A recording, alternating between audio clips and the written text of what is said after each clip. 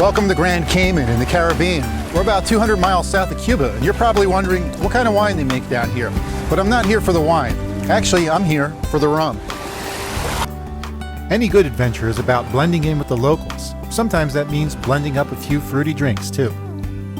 We're actually on a peninsula known as Rum Point, which is no coincidence.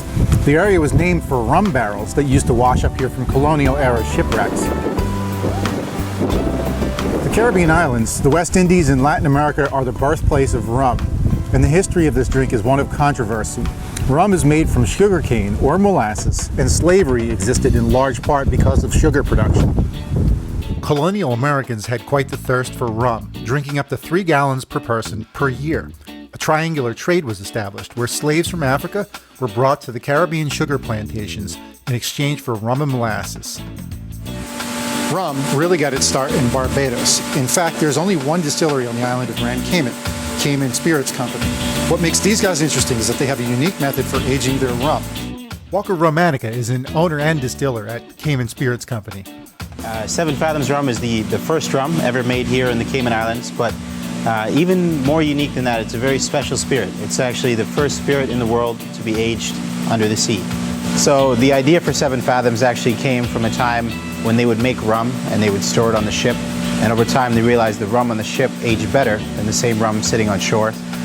So underwater the barrels are constantly in motion, which is giving us that same effect, courtesy of the currents and the tides of the ocean. Rum is made by crushing sugarcane and extracting the sweet juices. The juice may be boiled several times to make it thick and dark, which is known as molasses. This is mixed with water and is fermented to make a wine.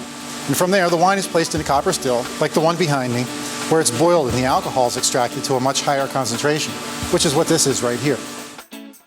The clear rum spirit can be finished in many different ways. For a lighter, white rum, the liquor goes right into the bottle.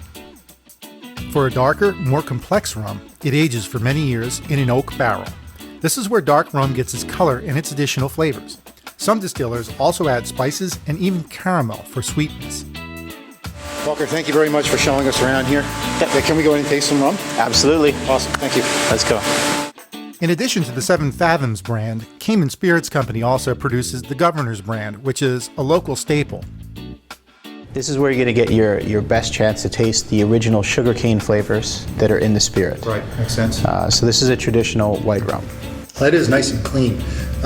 Really, all I'm getting is the clean alcohol flavor off there, like kind of a sweetness from the alcohol. So this is our Seven Fathoms. Of course, this is our signature rum that we make here at the Cayman Spirits Company.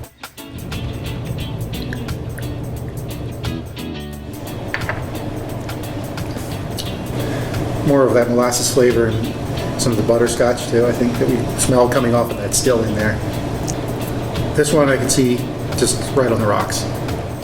I would describe the Governor's lineup as more popular and accessible, and Seven Fathoms for people who really want something nuanced. Well, that was a real treat, and I want to thank Walker and Cayman Spirits Company for the inside look into a modern rum facility and for making some pretty tasty rum. After all that hard work, it was time for a drink, potentially something with rum in it. So the rum business has been booming for centuries, and in the 1950s, popular beach culture introduced drinks like the zombie and the pina colada. A modern twist is the dark and stormy, which is dark rum and ginger beer. From hot toddies to rum balls, it's a pretty versatile liquor to use. Typically, you want to use lighter rum for mixing in cocktails like this mojito here, and a darker one to enjoy straight or neat. But really, there are no rules. Personally, I don't mess around. I prefer to take a good dark rum straight on the rocks so that I can taste the flavor.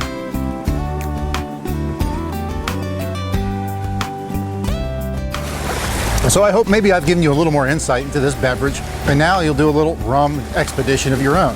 It just goes to show you, no matter where in the world you are, there's always an opportunity to learn something about the local culture, world history, and maybe even yourself, just by looking through the drinking glass. Now, if you'll excuse me, I got some liming to do.